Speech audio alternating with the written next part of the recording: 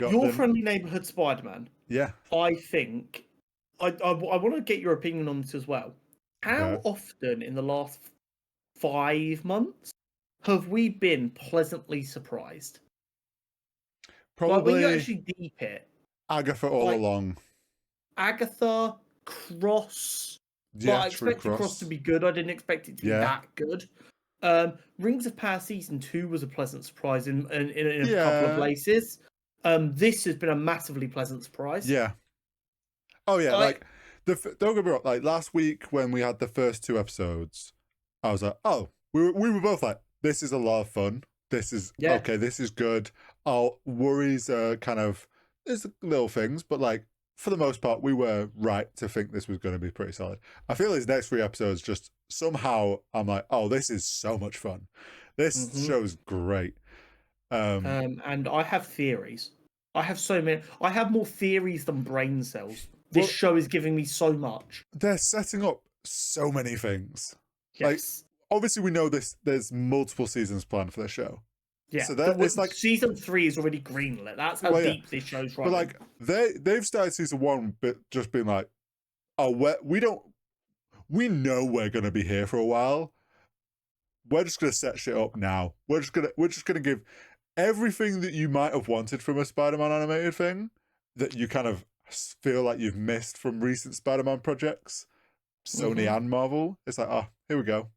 Here's just everything. We're just gonna drop this little hint here, this hint here. Oh, here's this character that some of you may know who this is gonna be. I'm loving it. So I'm gonna get the order of the episodes confused slightly because shit happens. I mean, the rough order is obviously him doing that first mission with Osborn in the chair. We had the Speedo dude and the Speed dude and Knife Blade lady. I don't recognize them. The second, see, I was going to ask if there were any like significant. I don't recognize them, but I might be missing something. Okay. It's very possible. The second, so that was episode 3. Episode 4 is like him testing all the different suits. Yeah, which was a very, very fun episode. Yeah, and then the episode 5 is the unicorn and him in his new Spider-Man suit. Yes, got ya. With Harry, and then of course Lonnie's story is developing as the beat. Yeah, throughout those, yeah.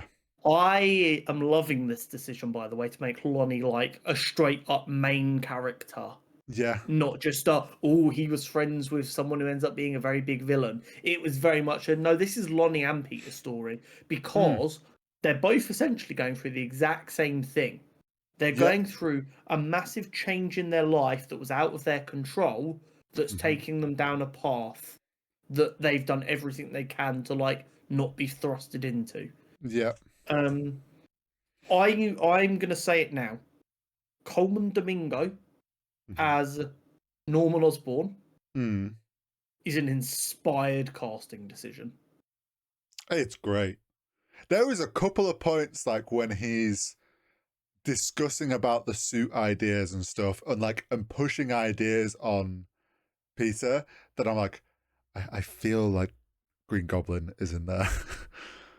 So this is what I was gonna say. I think it's in the episode 3 when he says something he's like, we should work together, Peter, and it sounds so friendly, and then like that he's like down flexion or whatever adds a bit of goblin to it. Yes. And I'm like, it's weird because I have known for my entire life, it feels like, that Norman Osborn is the Green Goblin. Yeah. He is Spider-Man's arch nemesis. But I'm still sat here going, maybe this time is different. He seems like a good dude. See, I'm like sat here and I'm like, this is weird, him being nice to Peter. This doesn't feel right. And then like those moments where his voice, I'm like, that's the Green Goblin. Even though I have no indication that that's like even a thing yet for him. Yeah, exactly. I'm loving it. Which I do think that at the moment he isn't he is being genuine. I think the start of this like now path towards Green Goblin, a bit more control. I think he wants to be involved and he's like this kind of obsession with helping Peter with his tech and being like in control of it. I think him now having his son, who's clearly going to be who Peter starts going to more, that he then gets pushed out I think the way they're going to play it is Norman is clearly obsessed with helping at the moment. Hmm. I think he's going to want to help, and then helping from the sidelines is not going to be enough. So he's going to try and develop a way to be strong like Peter. Yeah. And Help that's him not in going to the work. field. Hmm. Exactly. The same idea. I'm pretty sure, again, I might be slightly off here. I'm pretty sure that the goblin procedure in traditional continuity Hmm. is like an extension of the Weapon X program, which is an extension of trying to recreate Captain America. Yeah. It's like a And serum thing. and when you consider that in the hallway to Norman's office, he's There's a got a bit. picture of Captain America, Yeah. and also with T'Chaka, Yeah. or who I assume is T'Chaka, and Harry's obsessed with Captain America. Yeah. I think it's going to be very much that kind of vein of he wants to be Captain America, Hmm. but he's a flawed person inherently with a little bit of greed and a little bit of like narcissism, and like he feels like he has to be the person to do it, and that's what the serum is going to twist. Yeah. I Now, my also. major theory to go with the show, which I want Oh. your opinion on, Okay. a lot of the stuff they're discussing happened in the MCU. The way they're Yes. discussing it, it Yes. happened basically identically. Yes. We're going to talk about it more later, but of course, we've got the Fantastic Four film, Mm. which we know is set in a different universe. We got the mention of Reed Richards. We know that at the end of Doctor Strange Multiverse of Madness, there was discussions of incursions, Mm. and I think that the rumors that this was going to be a prequel to Tom Holland are still true.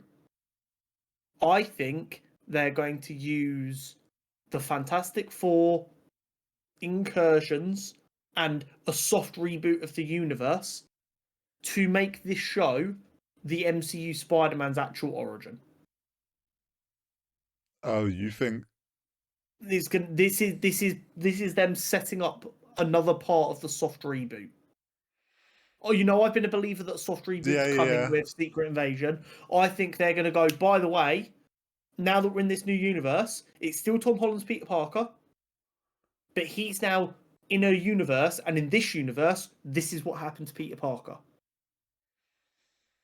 I can see where your brain's going. Like this at the moment doesn't seem tied to our world, but like down the line they go, oh yeah, by the way, that show that we started like 4 years ago was actually us already setting up the soft. Like I could see them doing that. Because here's my thing.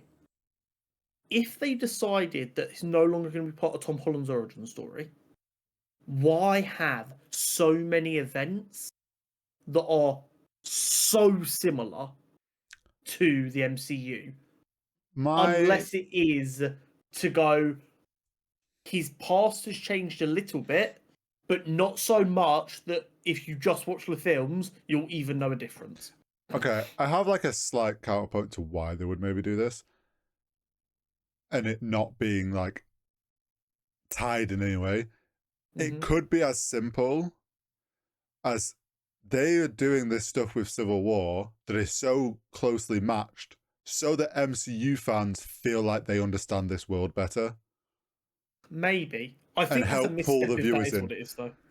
It like in the thought process of like maybe they were worried about getting MCU fans on board. If we do stuff that is similar, people go, oh, okay, I have an understanding of this world and where it's at because I know what Maybe. Civil War is, and I can kind of like feel like, oh, this is where this world's at, but there's a few extra I get people that. around. I guess I'm kind of hoping they've realised that MCU synergy is not a good thing. Yeah, So if they're going to make something so similar to the MCU, it should be for a reason. Maybe I it's get you. copium, but I think I think maybe because it leans so nicely into my idea of the soft reboot. Hmm. Because right now the big question is Spider-Man without Green Goblin is crazy. Yeah. How the fuck do you have Green Goblin with Tom Holland. Without Tom Holland Spider-Man, it's going to go right. Well, that's Norman Osborn, who doesn't even seem to exist in this universe as it currently exists. Yeah. I feel like they're going to try and use this, and maybe Tom Holland only remembers the old universe, but he's now in a universe where this is what happened to him. Maybe they use that as an excuse to bring May back to life. Yeah, it could do. And then imagine, right? Secret Invasion ends. The next film after that is, say, Spider-Man 5 or Spider-Man 4, depending on what comes out when. But we'll say Spider-Man 5. Brand new slate, we know nothing of what's going on. He wakes up in a different apartment. And he's like, and the alarm goes off. It's someone going, "You're late for work, what the fuck?" He's like, "Oh, yeah, sorry, can you send me the address?" And he's just trying to crack on whatever the fuck he's doing, isn't though? Yeah. And he grabs his ID, he doesn't even notice. He runs out the door and he turns up to a big building, make it Avengers Tower. He goes up and then he realizes when he gets to the floor he's supposed to be at, everyone goes, "Morning, Mr. Parker," blah, blah, blah. Clearly important, clearly known. He goes up to the floor that people tell him he should be on, and someone goes, "Peter, so glad to see you," and he realizes it's Norman Osborn. Imagine that fucking gut punch. And Colman Domingo keeps the role because he's phenomenal. I'm sold.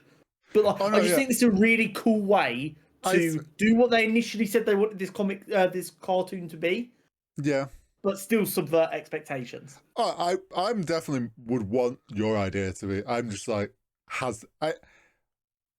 Kevin plans a lot, but has he planned it that well with them is the question. Which he might have done. Like he's cooked with a lot of things in the past with like hidden details, but yeah, like, that's my big blow it out of the water kind of. This is what this means. But aside from that, I know we were skeptical-ish about this animation style, and the first two episodes were like, "Oh, we kind of like it." I'm fully in on this animation style. I think people who hate it just don't like it because they dislike the animation style, and that's fine. But I don't think it's a bad animation style. Everything else about the show is great. I'm still advocating for more of like the panel cuts. We did get more of it in these few episodes. I like them. I just want more. They're really good. I like that they're using it for conversations where people are in different locations. Yes. Very good visual design. I'm really enjoying. We've talked about. And we liked it about Creature Commandos of like them just dropping things of like this shit's going on in the world. Like the world is lived in, and like having things like Doc Ock obviously gets revealed, and him mentioning I should be up there with the great minds of Reed Richards, Stark, Banner, Osborn. Yeah, like I was like, oh, so you're just like naming everyone. We're okay, they're all there. Like we knew most of them were, but like that. Civil War's going on, obviously like the discussion around Cap did because it's his friend, so that's obviously Bucky. Showing us this world's, but like also the fun stuff of like Peter's not there and part of it, so like the idea that he just gets signed up, like Norman Osborn he's like, I'll take care of it, obviously just filling in the form or whatever of here's the superhero that I work for, and here's his details that you need. Just filing the government form. Well, yeah, I'm loving it. I'm really curious where it's going to go. They did a proper Dr. Otto Octavius design. I fuck with it so unbelievably hard. Straight away. And I think this is feeding into my desire for this to be like made canon, because then I'm like, everything's more comic booky. You've got to make Dr. Otto Octavius look goofy with a white lab coat and a green suit. Straight away I was like, oh, here's Doc Ock. Now, is his assistant of any importance, or is it just... I don't know. I didn't catch his name at any point. I don't know if he's important or just someone there to show how narcissistic Otto is. Yeah, I get you. Someone to bounce off. So the 4 people in that episode... well, first point. The van driver. Yes, it's not Rhino. Okay, so that was one question. I couldn't remember Rhino. I know we've watched Craven fairly recently. Yeah. I'm terrible at remembering names. One, I couldn't remember if it was Rhino's name. He looks very Rhino-esque. in He's his very big and build. bulky, and he's got a very Russian name. I understand why you thought it might be Rhino. I mean, don't get me wrong; they could decide to change the name of Rhino, Well, but yeah, I that was doesn't seem wondering like if the like kind the of thing tweet. this show would be. The first thing I noticed when he spoke in the van, I was like, "That's Travis Willingham." I'm pretty Oh, sure. was it? And then every time he spoke, I'm like, "Okay, I'm 99% sure this is Travis Willingham." As soon as the credits were, I paused them. Travis Willingham. I was like, I just know the voice. You I know was like, his this voice. is No Grog matter how with a good a Russian voice accent. actor he is, no matter how good his voice acting is, you can still spot him. Well, you get to know certain things, So I but think they are the Frightful Four, which okay. Because here's are the other thing I was going to ask. Because Dimitri was one of the other yes, ones. I was like, is that not Craven's brother, Dimitri? But I couldn't. I don't. They never members. said his last name, so I'm like, I'm just going off the fact of Russian Dimitri, and that other guy I thought kind of might be Rhino. Is the professor Oscorp Bentley Whitman, or is his last name Bentley? What, the old man? Yeah. I can't remember. Your friendly neighborhood Spider-Man, Because I might be losing my mind here. old man scientist. Um.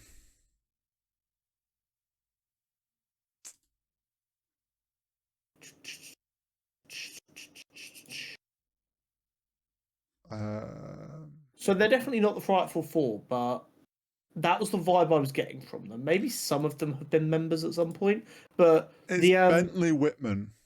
yeah. Okay, so that's the wizard, who is a member of the Frightful Four, ironically. Oh, Um, so I thought the black hair thinner Russian dude was the wizard. got you. Apparently that's not correct. Apparently there's a different character we've been introduced to, and this is what I mean by they are just jam packing it with everyone is Well, fucking important. yeah, this is where like, I mean, maybe they've tweaked the names and maybe they will be the Rhino and that, but my instinct from how he looked, I was like, this feels like Rhino. He's definitely a big boy. And then obviously the other guy was Dimitri, and I'm like, I swear, isn't Craven's brother called Dimitri? Yeah, Which is. obviously I'm like, Russian guy called Dimitri, Rhino. I was like, oh, maybe this is Craven's brother. Like it would fit. The other two, obviously, I didn't know, and then one of them was Unicorn. Yeah, I don't know if that's a thing. I don't particularly recognize the characters, but I'm loving this idea that Spider-Man keeps getting thrown up against common thugs with insane hardware Yes, because of Otto. It's brilliant. Yes. It's such a Spider-Man story. And it's sets up a nice story arc of this like trying to figure out who is giving this tech, and then obviously Otto funding himself so he can get into like obviously a laboratory. Yeah, I'm very excited to see where the show goes. I'm loving it. The relationship developing between Nico and, or I guess not developing, kind of unraveling between Nico and Pete. Yeah, To kind of there's an old adage amongst comic book writers. It's like Spider-Man fans aren't happy unless Peter Parker is suffering. yes, yeah. And I think that's what this show is building us up for. Right now, everything's kind of hunky dory. He's got more friends than ever. He's got support. Nothing's going wrong. He's struggling to balance everything, but everything's largely okay. Yeah. And I think it might be the end of this season because we know that another season's half done and there's a third one coming, where he like finds out that Lonnie's become I was gonna say, I Tombstone. think it's because obviously like the end of episode 5, episode 5, Lonnie gets his tombstone Gets his mantle. nickname. Yeah. Also, there's a guy called Bulldozer. I don't know if that's a character. He might be part of the Wrecking Crew. I don't know what their individual Okay. character names are though. And Big Donovan, I feel like, is obviously some Yeah, he's gang a gangster. That Yeah. he's a very much a ground level gangster, the likes of like Luke Cage and stuff. I might had fight, a feeling because obviously especially with being they're Harlem. yeah, they're in Harlem. I was like, this feels like someone Luke Cage would go against.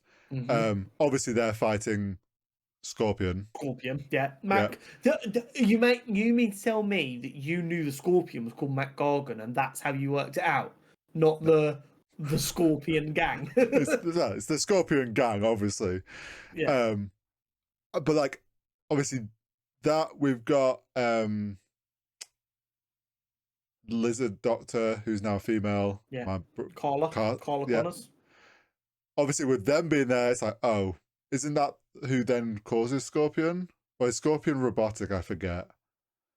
I can't remember. I think Scorpion is similar to Rhino, Oh, a kind of put suit. in a big suit by the mob that he I then mean, can't they come out could of. maybe do that with Doc Ock in this, with Yeah, all I these imagine the different idea is going to be suits and he gets the robotics. suit from Doc Ock, Yeah, and then after fighting Spider-Man, it breaks and won't be able to come off.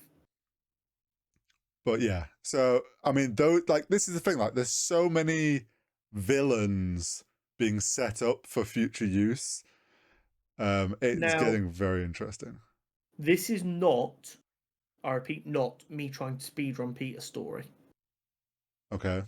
The way they've built this universe already, Mm-hmm. I would like this show to last 20 seasons so Okay. that we can naturally get to Miles and get to see the villains, the way they interact differently. So, like, from the comics, Rhino and Scorpion fucking hate Spider-Man.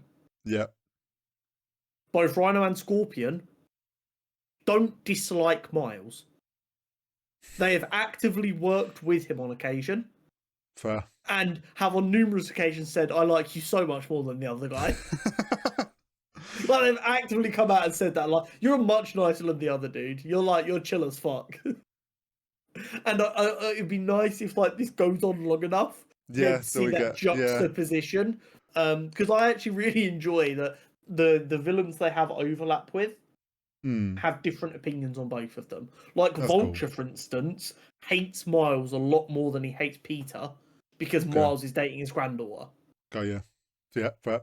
Like there's levels to this, and it's brilliant. But the way the characters are developing are brilliant. Lonnie is gonna break my heart. Well, yeah, I'm predicting the next episode because he got stabbed in the arm. That's clearly going to affect his ability to play football. And what I'm predicting is Pearl is gonna realise something's up. I mean, she already kind of has. Yeah. She's gonna ask Peter to try and help him. Uh-huh. Peter's gonna half-arse it because he doesn't think it's that big a deal. Yeah. Then the season finale is going to happen, and he's going to try and stop Lonnie committing a crime. He's going to realize how bad it's got. Maybe Lonnie has an accident, which gives him like his powers. And then season 2 allows Peter to just feel desperate and hopeless because he fucked up and hurt Lonnie, who was a good guy, and now he's a hardened criminal. Pardon the pun, because Tombstone is hardened. But like, you get the idea. I'm wondering, because of Doc Ock and all these villains going, like all these thugs going to him for tech, the idea that if Scorpion goes to him for the tech, and then Lonnie obviously can't get Peter's help, feels backed into a corner, so turns to Doc as well to get something so he can stop Scorpion from doing something, which is then him getting hardened, and then obviously that's when Peter realizes, oh, I'm too late, I fucked up here. There's that dynamic is going to be, I think, the main direction that this season's going with them two. Something we haven't talked about, all the different suit designs. Yes. I don't know if like how many of these are based off anything in so, comics. The Hornet one is based off a villain known as the Hornet. Right. So that's just straight up taken. I think the one with the robes was based on an event one that I'm not too familiar with. The one with the cape and stuff. Yeah, that look like 4. I don't recognise too many of the other ones. They will absolutely be callbacks to something, though, just based on the way this show is operating. Yeah. I'm pretty confident with that. Like the one where it was like the flying spider with the black scary suit.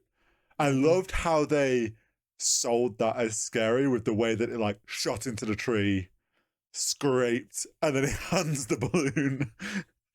And they've already set up them fixing his current suit to be blue and red. Yeah, like this is temporary.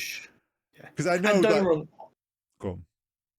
I know the complaint about it, and I agree with it. Yeah. The trope of heroes having to earn their iconic look does suck ass, but at least it kind of makes sense in this world.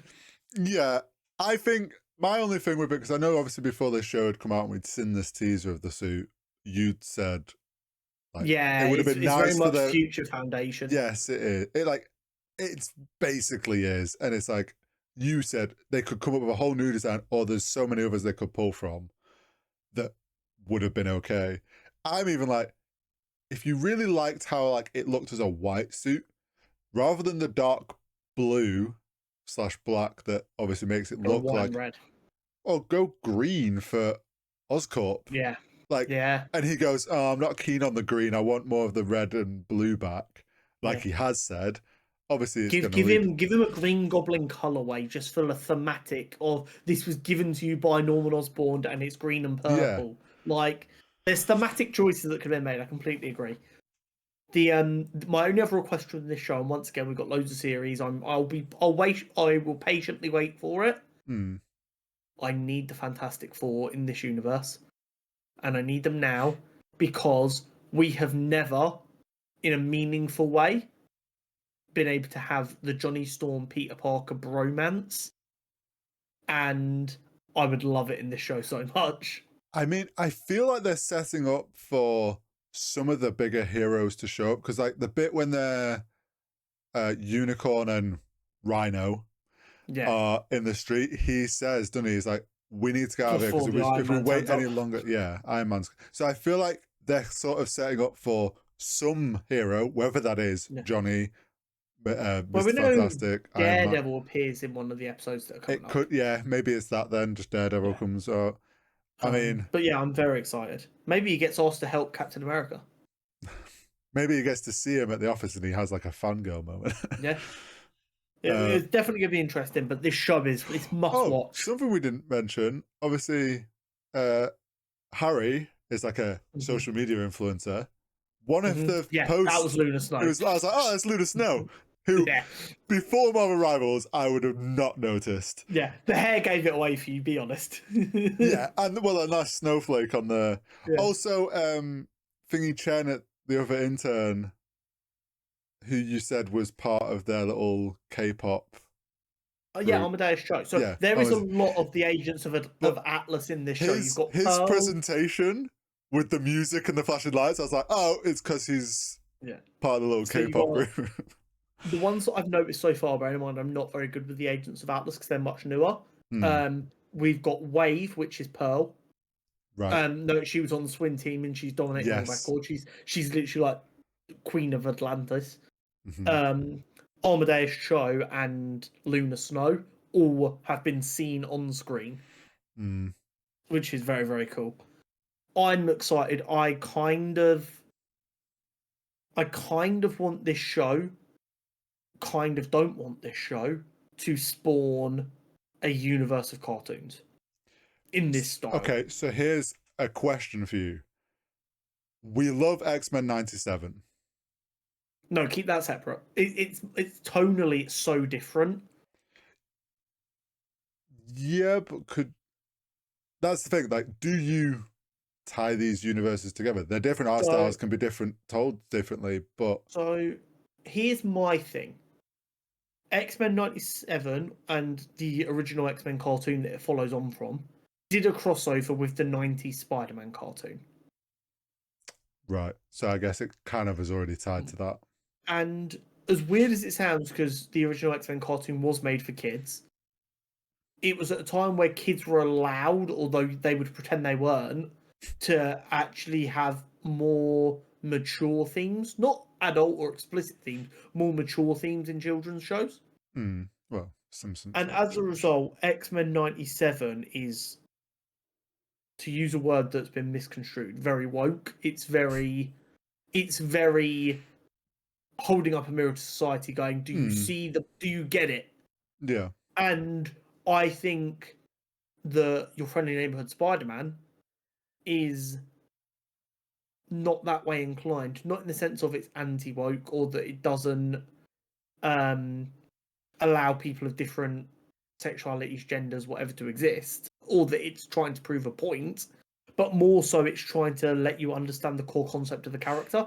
Like, this show is a character dissection of Spider-Man and really getting you to, like, I don't think we've had a bit of Spider-Man media that tries to make it so easy to understand Spider-Man's core fundamentals as much as this show. And that's what I mean by I want this to spawn a whole bunch of cartoons that does the characters this faithfully, so that anytime someone tries to talk to me about a cartoon, the way a character behaves, I'm like, that show, your friendly neighborhood Spider-Man, your Fantastic Four, your Iron Man, your Captain America. I'm like, that is them. That is what they should be portrayed like. That is them to a T. I'd kind of want them to do a Captain America one because of the whether we discuss it later, I don't know, but the Anthony Mackie stuff that obviously happened, and people misrepresented what he said. But like, it's this thing where I love the MCU. I love that it has brought these characters to more people, and I love that more people have got to take joy in these characters. As we discussed, I might have been this segment, it might have been before, I can't remember. The MCU, in a lot of ways, has sanitized a lot of characters to make them less controversial. Yes. And as a result, people fundamentally misunderstand these characters. Nothing, and I'm talking like small scale stuff in the grand scheme of the world, nothing pisses me off more than someone saying with full chest something that is fucking wrong. The thing, it's like, I can understand MCU watchers not quite having the right understanding of like Captain America. Because if you think about it in the grand scheme of like reference material, the scope of what the MCU has shown them versus like what comic book readers have got to read across several comics, and like that ability just to flesh out Cap so much more. Like, yeah, you can. It's like you say, it's the saying it with chest that no, this isn't true, and the comic book fans going, you do not know what you are talking about. But it's like the same shit we had with X-Men 97, where people were claiming they made the X-Men woke. Yes. I shit you not, I don't care what canon says, because you've got to remember a lot of the X-Men were created and written at the time where the comic guidelines meant you literally couldn't make a character gay. As a default, unless explicitly told otherwise, every mutant is bisexual by default. Unless I'm told otherwise, they are bisexual as a minimum, because they are literally an allegory for minorities. Like, the notion that you can misconstrue the X-Men that bad is infuriating. And I know, like, the big thing the right wing are doing now is they're claiming that media literacy is like the new woke, if that makes sense. Like, oh, if people don't agree with you, you just claim they're media illiterate. And it's like, no, you're just media illiterate, which is why you don't get the fucking point. But I mean, to like bring this back, I think having more shows like this that span off from this universe. Adaptations, just make it look like a comic book. Make them, even for better or worse, even if like a version of the character in other media has been more well-rounded, just go, this is what they are actually like in the comics. Do you know what I think they should do?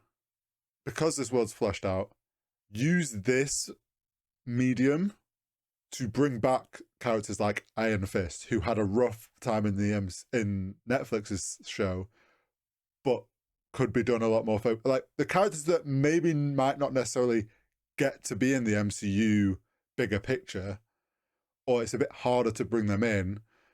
You could very easily bring them into like a show with Luke Cage and Iron Fist and all that, based out of Holland, and tie it into this very easily. The only thing I think we've missed out on this show, which they did consider doing, is initially they were going to have Jessica Jones be in it as one of Peter's classmates, and they decided not to do it, and that upsets me because I have mentioned it before, but I doubt you'll remember. It is canon that she was one of his classmates, and then when they meet up later in life and she's already married to Luke Cage, she admits that she had a massive crush on him in high school. And I think it'd be hilarious to have Jessica Jones be a recurring character who's clearly just got mad googly eyes for Peter, but Peter is always rushing off to do something and just thinks she's really friendly.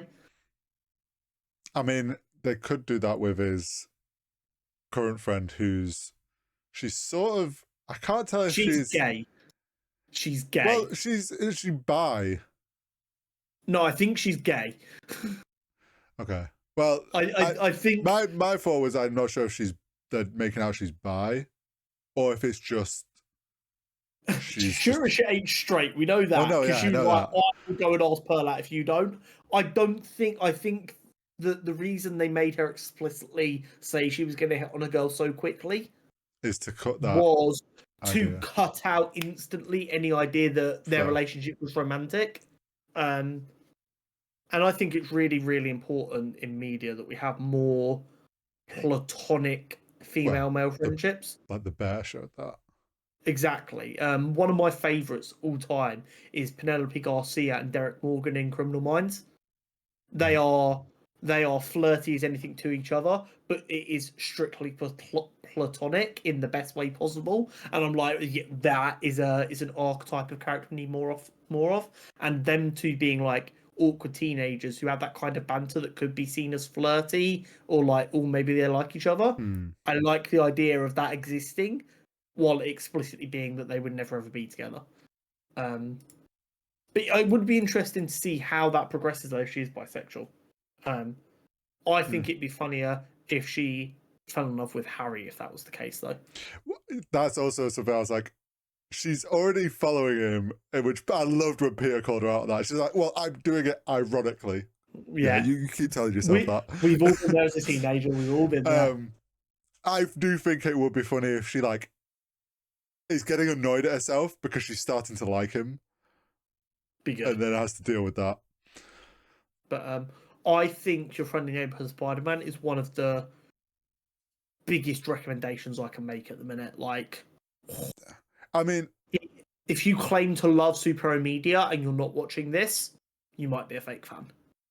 Like, it is good to see, like, after MCU's rocky period, we've had X-Men 97 and now this. And, like, these are the... Ignoring What If, like, this has been, like, their two newest, like, dives into doing animated properly. Like, a long-running animated show. Like, they are nailing it. And if they can keep this going... I can see why they took their foot off the gas with What If Season 3, because if they knew they were cooking this in X-Men 97... I'd be like, no one gives a fuck about that anyway, just whatever. Like, I get it. I don't think it's acceptable, but I kind of get it a bit more. Yeah, it helps if they drop that now out of the way quickly, and then people just think of these two shows. But, like, so far they are killing Christmas it with when no one's paying attention. Then in January, February, we'll hit with Amazing Spider-Man. Yeah. Yeah, really, really good. I cannot wait for more episodes. I just wish they hadn't done dumps of episodes. 2-episode pilot and 1 a week. You know my feelings on this. Yeah, I mean, because they're short, I'd be okay with 2. Yeah, I just want to extend it as long as possible. Give it as much time as get possible to get out there. And that. the longer it's out there for, the more buzz it will build. Actually, and this is like controversial for streaming sites to do 2 episodes a week, but don't do them on the same day. Oh, like a Tuesday, Thursday type beat. Yeah, or like a midweek and a Saturday. Give us back a Saturday morning cartoon. Imagine if they fucking time locked it so it unlocked at 9 a.m. on a Saturday morning for people. But like on the streaming service, preview it live, so you can watch it live at 9 a.m. on a Saturday morning. Wasn't it Disney Plus has trialed a Marvel or a Star Wars channel that's meant to be like constant running of stuff? Working on it. I don't think it's out yet. But I do think there was discussions of them launching channels on the streaming service that would just loop that content. Because they could do that and then have, this time is new episode, and then obviously extra time it's just filler repeats. Mate, catch me waking up at 8:30 on a Saturday, and even though I don't eat cereal anymore, getting a bowl of cereal to watch the Spider-Man cartoon, we will be there. Imagine. That'd be phenomenal.